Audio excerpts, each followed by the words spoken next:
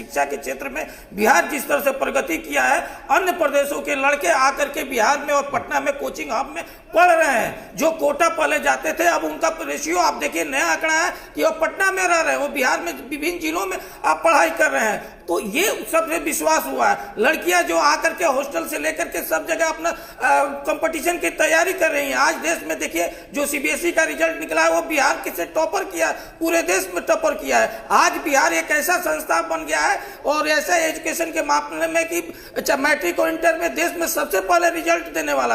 आज ऐसा पहले जैसा नहीं है जिसका हमारे महागठबंधन के लोग बोल रहे हैं कि जिस तरह से एक मैट्रिक के एग्जाम तक जो है होता था तो पूरा देश में पेपर में छप जाता था कि देखिए किस तरह से लोग जंगला पर और दीवार फान करके एग्जाम में नकल कराते थे और कैसे कैसे क्या स्थिति होता था। आज चाहे वो कोरोना काल में हो या कहीं भी, यहाँ तक कि हमारा शिक्षा मंत्रालय और शिक्षा मंत्री का पूरे देश में बेस्ट अवार्ड मिला हुआ है। तो ये हमारी शिक्षा, और ये इस तरह का घटना जो घटा है ये दो कोचिंग की संस्थाओं के बीच में हुआ है, तो उस पर प्रशासन अलर्ट है। हमारी सरकार किसी के फेवर में नहीं है। जो कानून तोड़ेगा, जो बच्चों के भविष्य के साथ खिलवाड़ करेगा, उसको सलाखों के बीच भेजते हैं। यही हमारी सरकार का और एनडीए सरकार का रेशियो है। और इसीलिए आज हमको सभी बच्चों को जो है इतना विश्वास है कि जो एनडीए सरकार है वो इन बच्चों को रखवाली करेगी, भविष्य को देखेगी। हाँ। और कभी भी इस तरह राजेश जी, कहा तो ये जा रहा है ना, राजेश जी कहा तो ये जा रहा है कि एक एजुकेशन का एक इन्फ्लुएंसर जो है